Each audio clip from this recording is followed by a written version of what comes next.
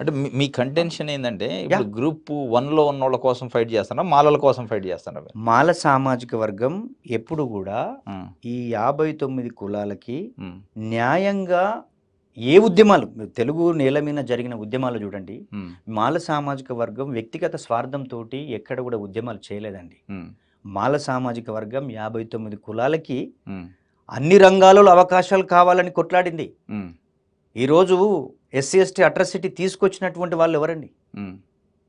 అంతేకాకుండా ఈరోజు SC ST sub plan మా దళితులకి బడ్జెట్లో దాదాపు 16.2%, హ్మ్. ఎస్టీలకు సంబంధించిన కూడా 9.2%. హ్మ్. ప్రతి ఒక్క శాఖలో మా పర్సంటేజ్ కావాలని దేశవ్యాప్తంగా ఉద్యమం చేసినటువంటి వాళ్ళు మనమే. హ్మ్. అది మాలనా మాదిగనా అన్ని కులాలు మనమంతా అంటరాని కులాలు అన్నప్పుడు, యెస్. మనమంతా అన్టచబుల్ని ఎదుర్కొంటున్నప్పుడు హ్మ్. మనం ఈ సమస్యను ఈ రెండు కులాలుగా కూర్చొని మాట్లాడుకొని పరిష్కరించుకోవాల్సిన అవసరం ఉంది కదా. హ్మ్. పాలక వర్గాలు మన యొక్క పాపులేషన్ ప్రకారం భారీ పరిశ్రమలో కానీ హ్మ్. ఆర్థిక మొత్తము భారీ నీటిపారుదలలో కానీ హ్మ్. అసలు ఉన్నటువంటి 17 శాఖలలో మన వాట మనకు వస్తుందా, దాని మీద ఎప్పుడైనా అధ్యయనం చేసినామని చెప్పేసి నేను అడగదలుచుకున్నాను. అంటే మీరు ఈ వర్గీకరణ డైవర్ట్ చేయడానికి అది చెప్తున్నారు. వర్గీకరణని డైవర్ట్ చేయడానికి చెప్తున్నారు. మొదటగా మాల సామాజిక వర్గంగా హ్మ్. ఆ వర్గీకరణ ఉద్యమానికి ఆద్యులే మాల సామాజిక వర్గం. హ్మ్. ఎట్లా?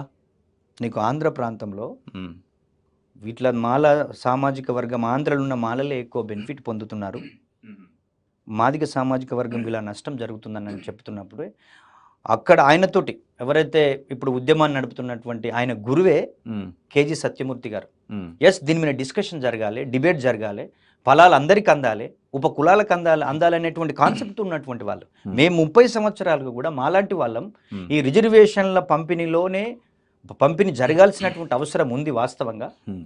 వాళ్ళ డిమాండ్ అయినప్పటికీ Hmm. ఎస్, దీన్ని ఒక శాస్త్రీయంగా Hmm. ఈ సామాజిక వర్గాలకు ఎవరికి అన్యాయం జరగకుండా రేపు జరిగేటువంటి వర్గీకరణలో కూడా ఏ సామాజిక వర్గానికి నష్టపోకుండా ఉండాలంటే ఓ 2 గ్రూపులుగా చేస్తే Hmm.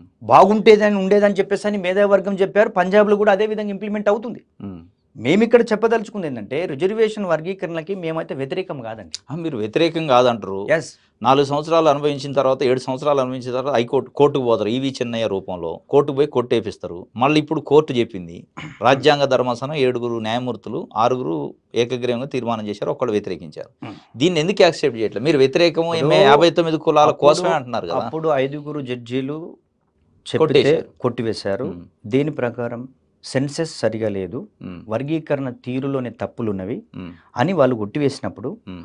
ఆ సుప్రీంకోర్టు కొట్టివేసినప్పుడు ఏ లోపాలతో కొట్టివేసిందో ఉమ్. ఆ లోపాలు మళ్ళీ జరగకుండా ఉమ్. ఈ కేంద్రంలో ఉన్నటువంటి నరేంద్ర మోడీ ప్రభుత్వం ఉమ్. ఇప్పుడు కూడా మందకృష్ణ గారు ఆ ఉద్యమానికి నాయకత్వం వహిస్తున్నారు కదా. ఉమ్. దాదాపు 20 సంవత్సరాల తర్వాత అదే సుప్రీంకోర్టు చేసుకోమని చెప్పినప్పుడు మార్గదర్శకాలను కూడా విడుదల చేసుకుని ఉంటే ఉమ్. ఈ ప్రాతిపదికన చేయండి అని చెప్పి ఉంటే అటు కేంద్రం కానీ ఉమ్.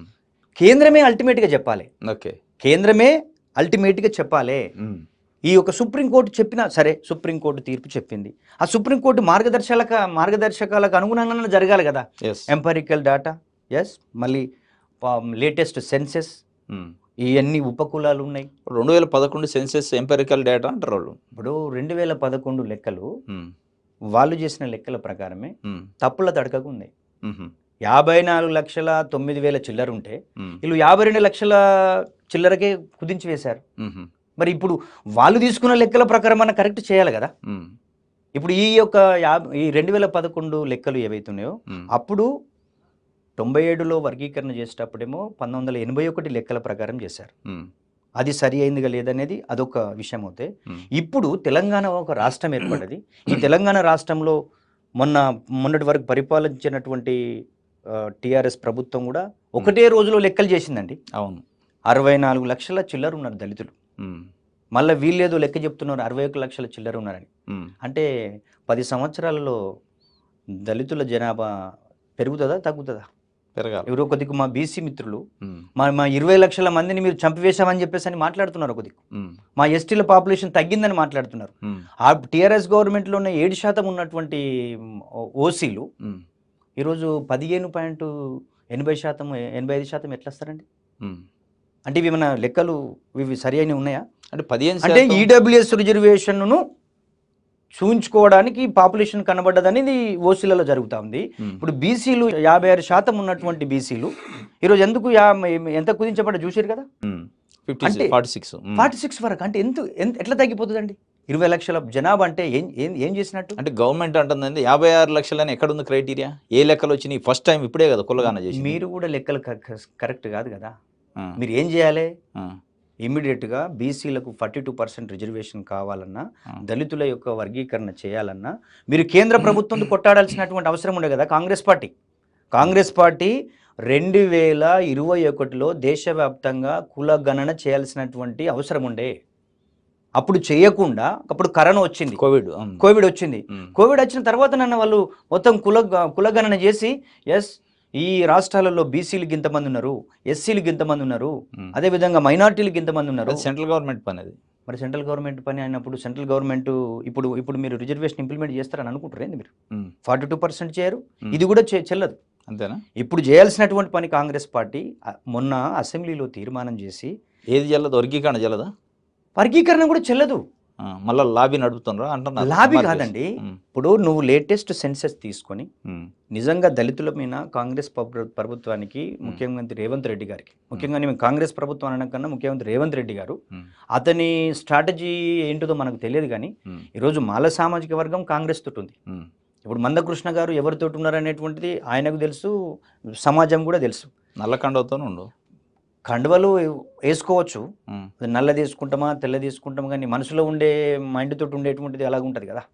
అంటే మానసికంగా ఉండడం వేరు, ఫిజికల్గా ఉండడం వేరు. ఏముంది? ఫిజికల్గా అందరూ కూడా అంటరానితనం పోవాలి, మనుషులందరూ సమానమే అంటారు. కానీ పోయి మన హైదరాబాద్లో ఏదైనా ఇల్లు అడిగితే మీరు ఏ కులం అని అడుగుతారు. అవునా కదా? అవును. అంటే క్యాస్ట్ డిస్క్రిమినేషన్ అనేటువంటిది మానసికానికి సంబంధించినటువంటిది, ఫిజికల్గా మనకు కనబడదు. ఇక్కడ కూడా ఇప్పుడు విద్యా ఉద్యోగ రంగాలలో ఈ యొక్క 59 కులాలకు న్యాయంగా వచ్చేటువంటి వాటిలో మనము ఈ మాల మేధావులు, మాదిగ మేధావులు, బయట ఉండేటువంటి పౌర సమాజంతో, ఇంటలెక్చువల్గా ఉన్న వాళ్ళతోటి చర్చించి, ఇది చాలా టెక్నికల్ ఇష్యూస్. ఈ టెక్నికల్ విషయాలలో ఎప్పుడైనా ఉద్యోగాల గురించి కానీ ఎప్పుడైనా మందకృష్ణ గారు ఇక్కడ మాట్లాడారు. మాల సామాజిక వర్గం దోసుకున్నది, నేతకానిలో దోసుకుంటారు వాళ్ళు, మాదిగలది దోచుకుంటారు, మోచులది కూడా వీళ్ళే దోచుకుంటారు. అది ఆయన యొక్క కాన్సెప్ట్. ఆయన ఎట్లాంటి ఆలోచనతో ఉన్నాడు? అంటరాలితనాన్ని అనుభవిస్తున్నటువంటి మాల కమ్యూనిటీని కూడా దూషించే విధానం, విమర్శించే విధానానికి ఒక ప్రజాస్వామ్యయుతంగా ఉండాల్సినటువంటి అవసరం ఉంది. మనువాదులని మాట్లాడింది మీరే. వన్ సైడ్ లవ్ అని అంటాడు. అంటే నేనేమంటున్నానంటే ఈ సమస్యను 2 కులాల మధ్యన పంచాయతీగా మార్చడం అనేది సరి అయింది కాదు. ఈ పౌర సమాజం కూడా అబ్జర్వ్ చేస్తూ ఉంది, ఈ పంచాయతీ ఎలా వెళుతుంది, అసలు సమస్య ఏంటి. సమస్యను రాజకీయ పార్టీల చుట్టూ తిప్పడం ఒక ఎత్తు అవుతే, వీళ్ళకున్న రాజకీయ ఎత్తుగడలు ఏంటి